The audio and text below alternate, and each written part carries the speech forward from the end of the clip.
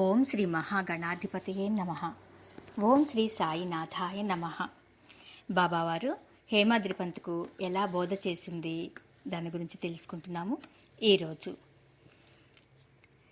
ఇక రెండవ బోధ ఏంటి అంటే, ఇతర భక్తులతో పోల్చుకోవడమో పోటీ పడటమో కాక సద్గురువు తన ఆధ్యాత్మిక పరిణతిని అనుసరించి ఏ మార్గం నిర్దేశించారో దానిని నిస్సంకగా భక్తి శ్రద్ధలతో అమలు జరిపి తీరాలి అని చెప్పారు.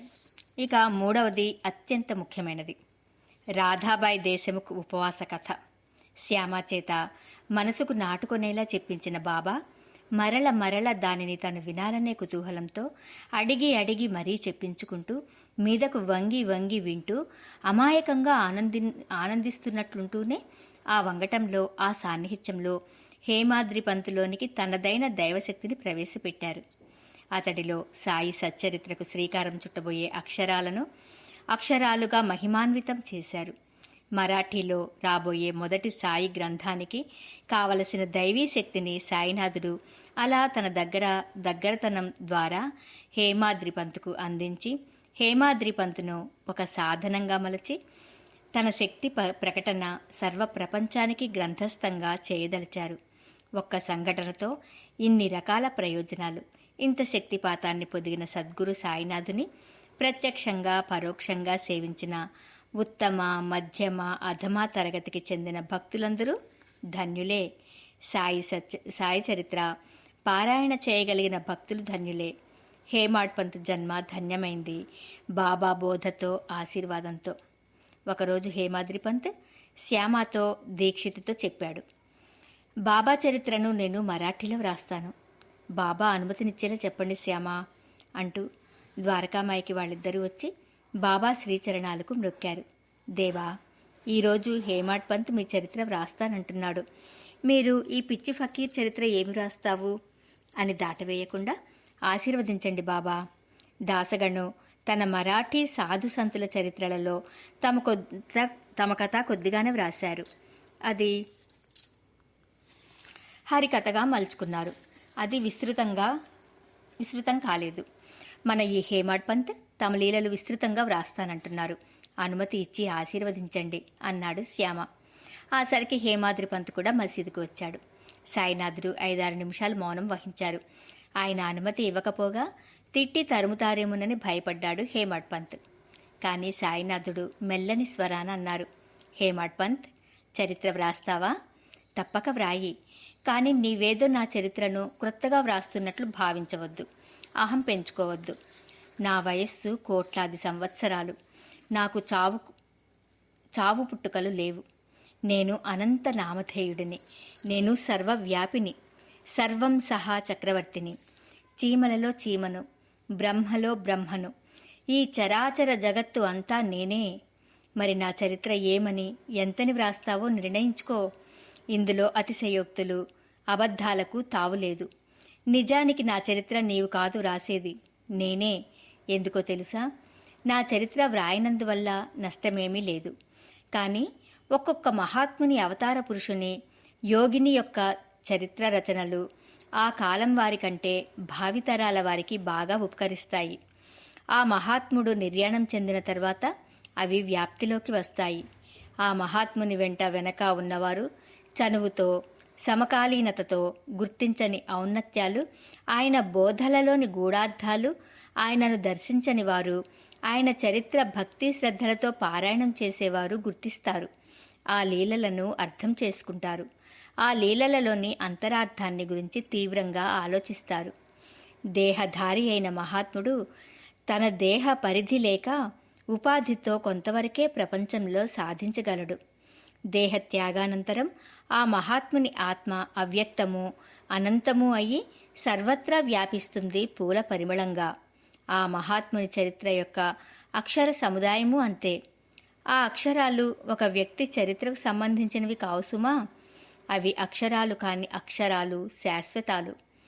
ఒక రామాయణం, ఒక భాగవతం, ఒక భగవద్గీత, ఒక విష్ణు సహస్రనామ స్తోత్రం, ఒక లలితా సహస్రనామ స్తోత్రం, ఇలా ఒక్కొక్క మహాగ్రంథం ఆదిలో ఒకటి ప్రారంభమై తర్వాత వాటి భక్తులు పారాయణం చేసి క్రొత్త అర్థాలు, క్రొత్త భాష్యాలు అనుభూతి చెంది లక్షలాది అక్షరాల కూర్పుతో ఎన్నో కోట్ల క్రొత్త అర్థాలను భావితరాలకు పంచారు కాదా? అవే నేటి ఎన్నో పారాయణ గ్రంథాలు. ఒక పుస్తకాన్ని, ఒక చరిత్రను పారాయణం చేయటం వంటి ఆ చరిత్రలో, ఆ దైవంలో, ఆ మహనీయునిలో అక్షరబద్ధంగా ఐక్యం అయిపోవడమే. ఒక దృశ్యాన్ని చూసినప్పుడు, ఒక దృశ్యాన్ని విన్నప్పుడు కలగని గొప్ప అనుభూతి ఒక పుస్తకం పారాయణం చేసేటప్పుడు కలుగుతుంది. ఆ అక్షరాల వెంట చూసే చూపులో చూపుగా మారి ఆ దృశ్యాన్ని చూడటం, ఆ దృశ్యాన్ని చూస్తూ దానిలో లీనమై మైమరచిపోయి ఆ దృశ్యానికి ఎన్నో ఊహలు జోడించి క్రొత్త ఆధ్యాత్మిక అర్థాలను అనుభూతి చెందటం అనే త్రిపుటిని సాధిస్తుంది. అది పారాయణంలోని పరమార్థం. అది చరిత్ర రచనలోని పరమార్థం. ఆ చరిత్ర వ్రాసేవారు ఆ దైవంలో, ఆ మహనీయునిలో ఆత్మైక్యం చెందాలి.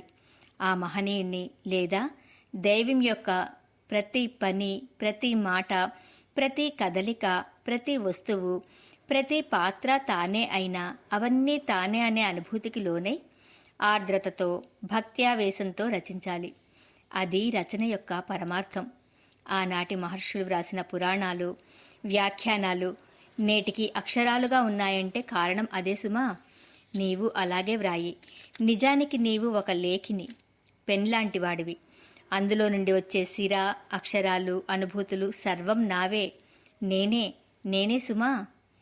నిరహంకార బుద్ధితో, ఆత్మార్పణ బుద్ధితో, ఆత్మైక్యానుభూతితో నా చరిత్ర ప్రారంభించు. ఇది వ్రాస్తున్నానన్న అహం కించిత్తు కూడా నీలో కలగరాదు సుమా. ఇక ఒక మహాత్ముని, దైవం యొక్క కథ లేక లీల ఒక వజ్రం లాంటిది. దానిని ఒరుపు వేయగలవారు, విలువ కట్టగలవారు ప్రపంచంలో ఎవ్వరూ లేరు, ఉండరు. ఆ గొప్ప మణిని నీవు నీ చరిత్ర రచన అనే ఆభరణంలో అందంగా ఎదగాలి. ఉట్టినే మణిని, వజ్రాన్ని ఆపళంగా ఉంచితే దాని విలువ, ప్రకాశము గుర్తించలేరు సాధారణ మానవులు. ఒక వజ్రాల వ్యాపారి మాత్రమే విలువ కట్టగలడు. కానీ ఒక బంగారు నగలో ఆ వజ్రాన్ని అమర్చినప్పుడు ఆ నగకు అందము, ఆభరణపు విలువ వస్తాయి. నీవు వ్రాసే చరిత్రలో, అక్షరాలలో ఆధ్యాత్మిక అనే బంగారు నగ, నగిషీలు ఉండాలి. ఆ వజ్రం చుట్టూరా అందమైన నగిషి, పనితనపు బంగారం ఆభరణం పరుచుకోవాలి. ఆ బంగారు ఆభరణం ఏమిటి? అదే వేదాంతం. వేదాంతాన్ని ఉన్నపళంగా వినిపిస్తే ఎవరూ జీర్ణించుకోలేరు. ఒక దైవం యొక్క లీలల కథలలోనో, ఒక మహనీయుని చరిత్రలోని ముఖ్య ఘట్టాల లీలలోనో దైవం యొక్క ఈ సృష్టి, స్థితి, లయాల నియమాల యొక్క శాస్త్రాల, పురాణాల యొక్క సారాంశాలను చిన్న చిన్న కథలుగా, ఘట్టాలుగా, ఉదాహరణలుగా జోడిస్తూ అక్షరాలను నర్తింపజేసినప్పుడు అదొక మహత్తర విలువను, సౌందర్యాన్ని సంతరించుకుంటాయి. హేమాడ్ పంత్, నీవొక సాధనానివి. వ్రాయి, నా చరిత్ర వ్రాయి. కబీర్ దోహా ఒకటి చెబుతాను. సబ్ ధరతీ కాగజ్ కరు, లేఖని సబ్ బన్ రాయ్, సాత్ సముందర్ ముస్కురు, గురుగుణ లిఖా న జాయ్ అన్నాడా మహాత్ముడు.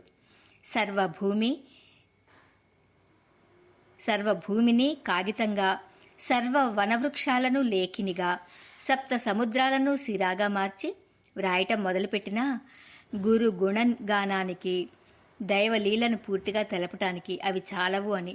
ఎంత గొప్ప వర్ణను గుర్తించు. నీవు ఒక్కడివే నా చరిత్ర వ్రాయగల, వ్రాస్తున్న చరిత్రకారునివి, కవివి అనే అహం రానివ్వకు. ఇక ముందు వేలాది మంది వ్రాస్తారు. అనంతమైన విశ్వాత్మని దర్శించే హక్కు, భక్తి ఎవరికైనా ఉన్నాయి.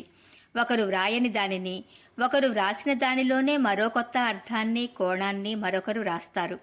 లక్షలాది కృష్ణ కథలు, శ్రీరామ కథలు, భాగవతాలు, భగవద్గీత వ్యాఖ్యలు ఇలా తయారైనవే. హేమాడ్ పంత్, ప్రారంభించు. కానీ మరొక్క మారు గుర్తుంచుకో, నీవు వ్రాయబోయే ఈ చరిత్ర భావి కాలంలో శ్రీ సాయి సచ్చరిత్రగా అత్యంత పూజనీయం, పారాయణ గ్రంథము అవుతుంది సుమా అన్నారు సాయిబాబా. హేమాడ్ పంత్తో పాటు శ్యామ కూడా ధన్యులం బాబా అంటూ పాదాభివందనం చేశాడు. త్వరలోనే హేమాడ్ పంత్ శ్రీ సాయి సచ్చరిత్ర రచనకు శ్రీకారం చుట్టాడు. ఆ సమయంలో అతడి హృదయం ఇలా ఆనందంతో నర్తిస్తూ పాడింది. ఆ పాట ఇలా: సాయి చరిత్రకు శ్రీకారం, ఇది సాయి భక్తికి గుణకారం. సాయి నామమే ఓంకారం, ఇది సాయి భక్తుల ప్రాకారం. సాయి చరిత్రకు శ్రీకారం. హిందూ ముస్లిం సిక్కు ఇసాయి, సర్వమతముల సారం సాయి. అల్లా ఇలాహు సాయియే నిత్యం, ఎల్ల దేవతలు సాయియే సత్యం. సాయి చరిత్రకు శ్రీకారం. పొల్లుగాదు ఈ సాయి చరిత్రము, పల్లవించు అష్టైశ్వర్యములు. ఉల్లమందు శ్రీ సాయి చరణములు, వెల్లువలోను ఆయురారోగ్యములు. సాయి చరిత్రకు శ్రీకారం, ఇది సాయి భక్తికి గుణకారం. సాయి నామమే ఓంకారం, ఇది సాయి భక్తుల ప్రాకారం. ఈ పాట హేమాడ్ పంత్ రాసిన పాట. తెల్లవారితే సోమవారం అనగా పంచమి తిథి గడియలలో వాడాలో తన గదిలో కూర్చుని హేమాడ్ పంత్ ధ్యాన నిమగ్నుడై ఉండగా సాయినాథుని దివ్య స్వరూపం సాక్షాత్కరించగా ఆ పరంజ్యోతి అక్షర రూపమై నిర్మల గంగాఝరిలా హేమాడ్ పంత్ హృదయంలో నుండి సురగంగలా పెల్లుబికింది. అంతే, హేమాడ్ పంత్ ధ్యానం నుండి ఎప్పుడు లేచాడో, సాయి సచ్చరిత్రకు శ్రీకారం చుడుతూ ఎప్పుడు వ్రాత మొదలుపెట్టాడో, అక్షరాలు కాగితాల మీద నర్తిస్తూ ఎలా సాగిపోయాయో అతడికే తెలీదు. సాయి లీలా త్రైమాసిక్లో హేమాడ్ పంత్ సాయి సచ్చరిత్ర ప్రారంభమైంది అలా. ఒక కారణంలో నుండి ఒక మహత్కార్యం అలా ఉద్భవించింది సాయినాథుని అపార కరుణతో. 18వ అధ్యాయం సమాప్తం. ఈ అధ్యాయంలో మనం ఏం తెలుసుకున్నాము అంటే, అన్నా సాహెబ్ దాబూల్కర్ అనే శాస్త్రకోవిదుడు సాయినాథుని అపార కరుణతో అహం విడిచి హేమాడ్ పంత్గా నామకరణం పొంది ద్విజన్మ పొందినది. సాయి సచ్చరిత్రకు శ్రీకారం చుట్టి మరాఠీలో మొట్టమొదటిసారిగా సాయినాథుని దివ్య లీలల బృహద్గంధాన్ని ఆవిష్కరించిన వైనము. సాయినాథుని దివ్య వాణిలో చరిత్ర రచన యొక్క విశిష్టత, ధ్యేయము, పారాయణం యొక్క దివ్యత్వము భావి తరాలకు సద్గురు బోధగా వినిపించడము వివరణ ఉన్నది. షిరిడీ శ్రీ సాయినాథ భాగవతంలోని ఈ అధ్యాయము పారాయణం చేసిన భక్తులకు శ్రీ సాయినాథ్ మహారాజ్ ఆధ్యాత్మిక దివ్యార్థాలను మానసికంగా బోధించడమే గాక వారికి ఇహపర సౌఖ్యాలు, ఆయురారోగ్య ఐశ్వర్యాభివృద్ధులు ప్రసాదిస్తారు.